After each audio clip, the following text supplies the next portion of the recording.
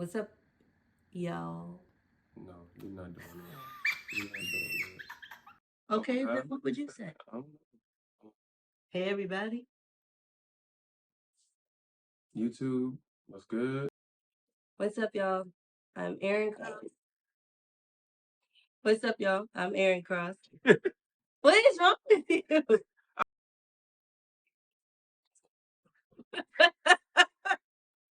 Are you ready?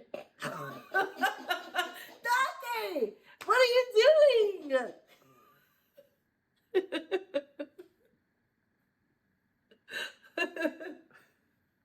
You have to start this off. All right, I'll start this. Yes, god damn.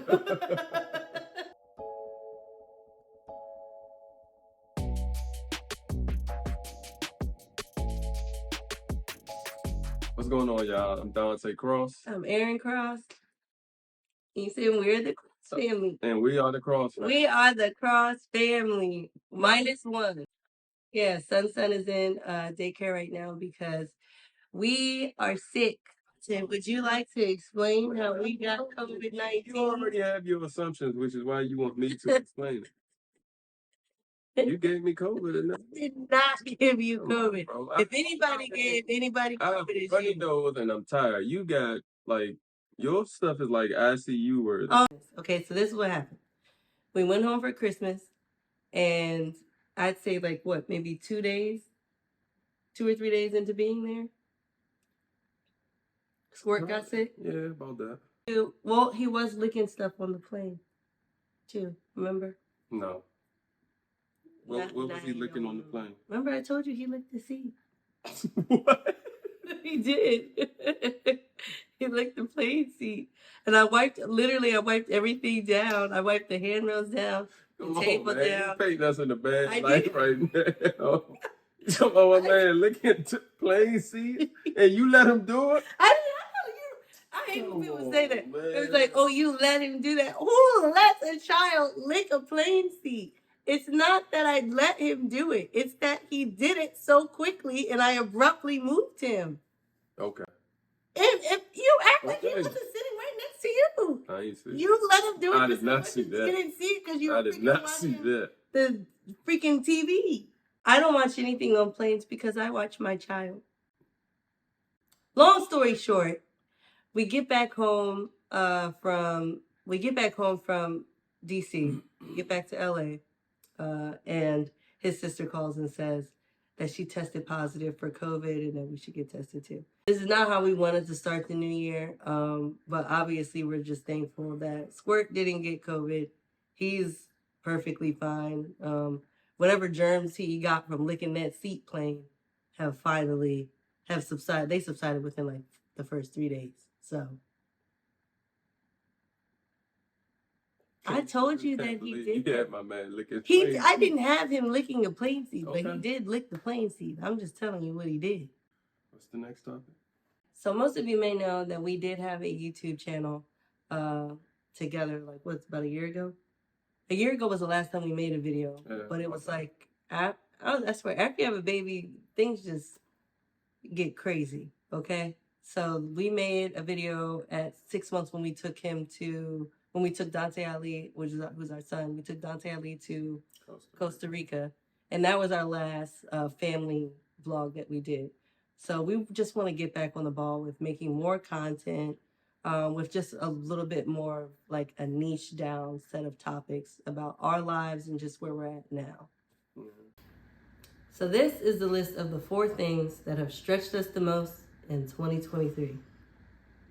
So I can start by just talking about one. I did start a new job in 2023. It is the first of its kind at my company.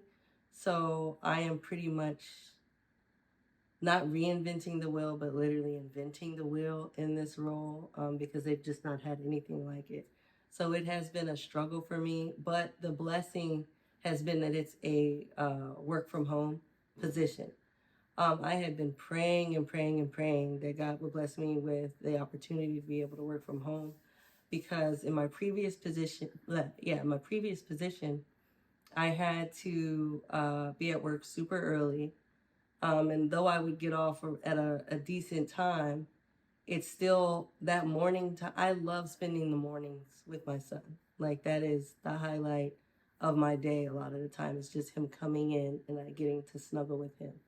So just having to leave him and not have that, or having to drop him off at daycare super early and get to work, that just sucks. Yeah, it's just being able to have that flexibility with him now in the mornings, and also having the flexibility of like, oh, I'm done early.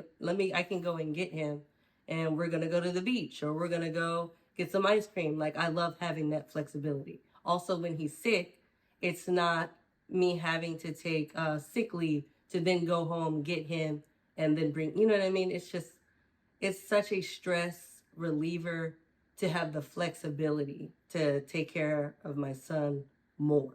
Like, and that's something that I just give credit to God, because this position literally was created for me. So, just thank you, God, for that. Thank you, God, for the blessing. It did come with its own struggles, because like I said, I'm still trying to figure out the role. I'm still putting things in place at this company, and making strides, making mistakes, but it has been a stretch. I have been stretched in this role professionally. So that's my professional one, like my personal one. Number 2, for things that have stretched us in 2023, I would say would definitely be adjusting to being parents and spouses. And that's because before, it was just all about him. Everything was about Dante, my husband. That's all it was about. But now that we have little Dante Ali, it is both of our lives have changed. So I'll let you start with how that has stretched us and how we've grown in that area. It's a task. I definitely can say it's a task. One, definitely, I was sleeping more.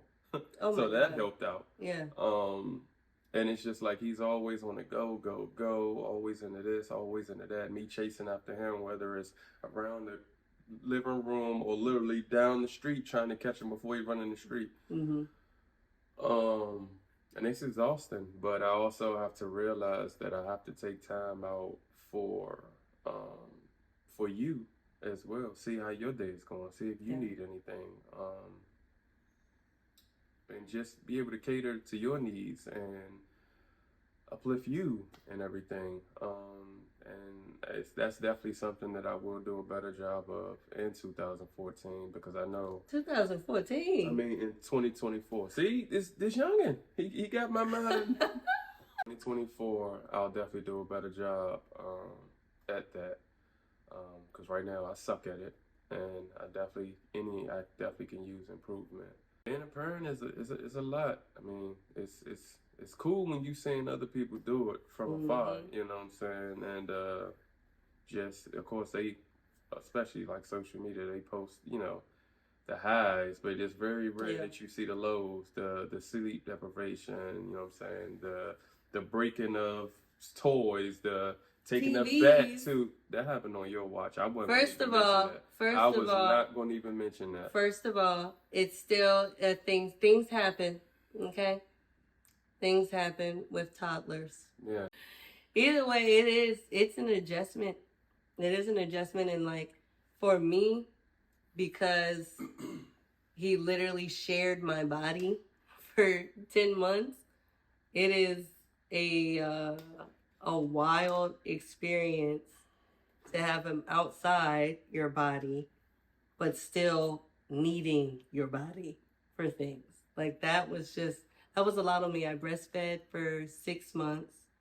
And with that, it's like I enjoyed breastfeeding. I hated pumping. It was like a mental thing. Like it messed with me mentally to pump. I felt like a cow. Like just being whatever this is. What is this? They be doing this? You the one that lived on the farm and he was I didn't have no freaking cows. I say all that to say sometimes like I didn't know what being overstimulated meant until I had him. And the amount of times that you are touched is astronomical.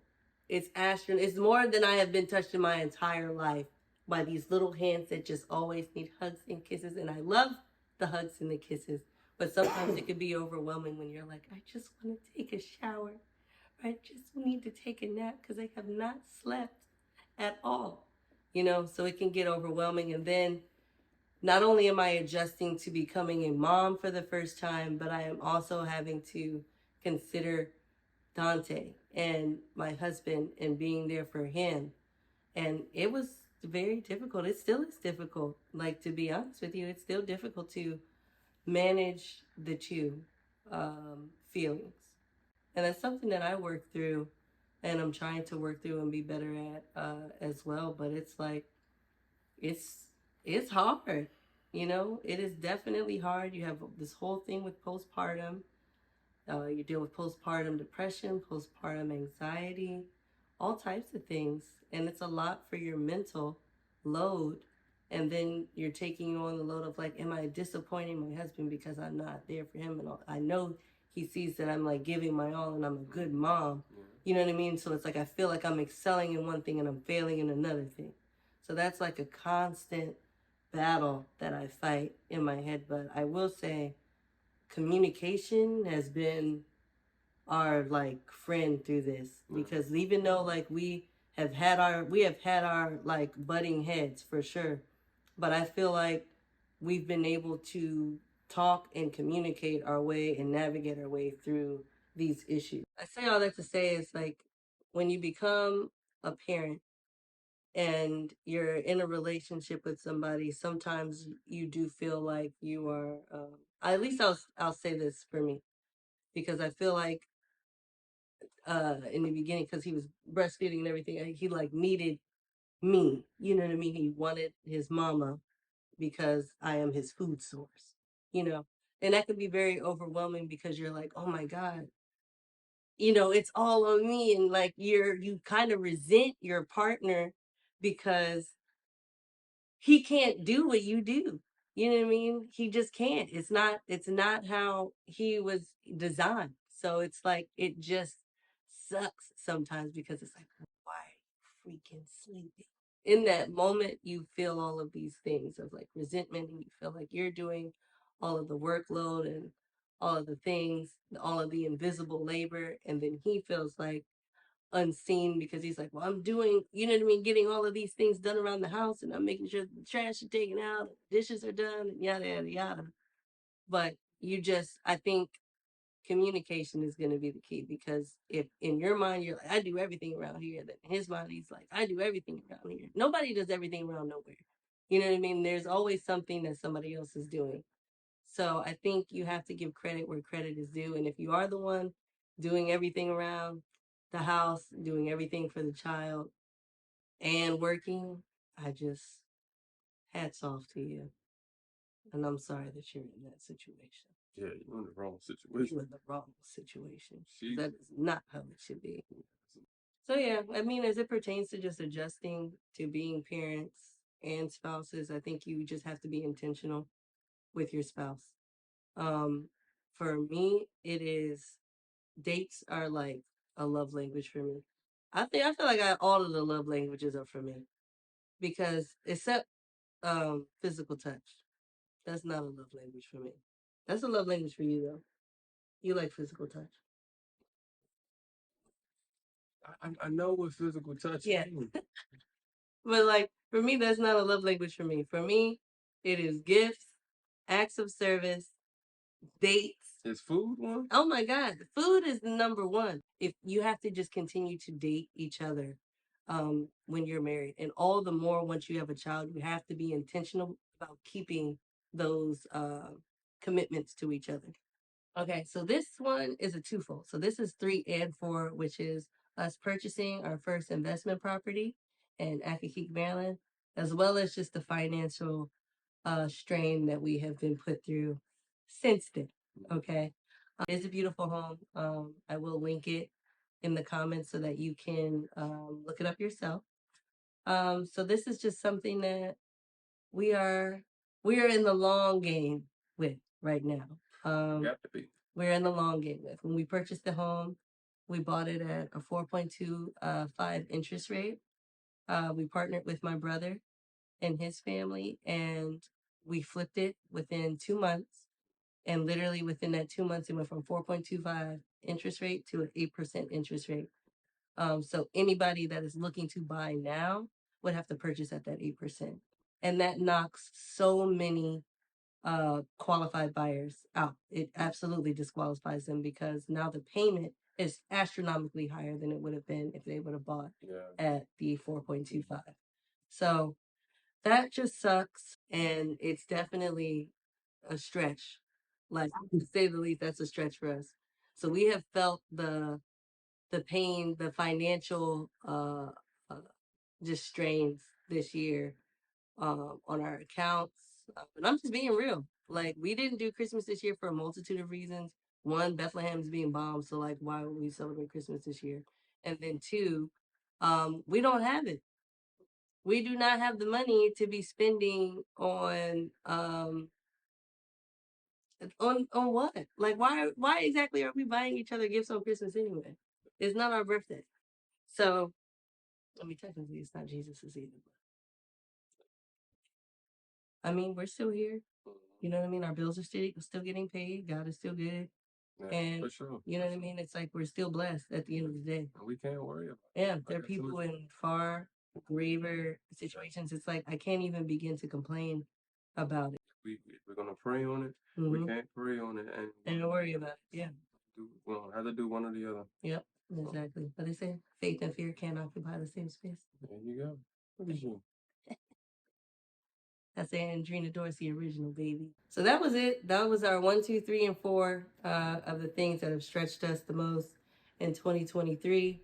We are 100% looking forward to 2024. And at the end of the day, being stretched is not a bad thing.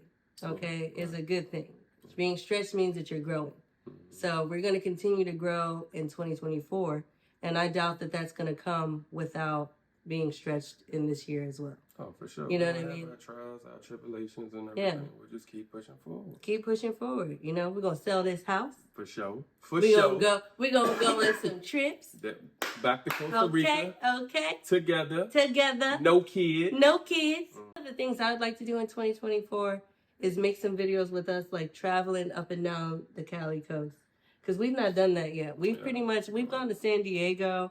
We've gone like south of here. But we've not done NorCal yet. So that's one of the things we want to do. We want to hit Santa Barbara, Napa, Sequoias, like all of that. We can do that. We can do you know, this year we got some good content coming for y'all this year. Okay? We coming for 2024, and we're coming for everything that God has intended for us for this year. We pray that God gives you increase this year in everything that He intends for you and your families. We ask that you do the same for us as well. So with that said, we are done here with our first video of 2024. And please stay tuned for our next video next Wednesday. See you then. See you then. Yeah.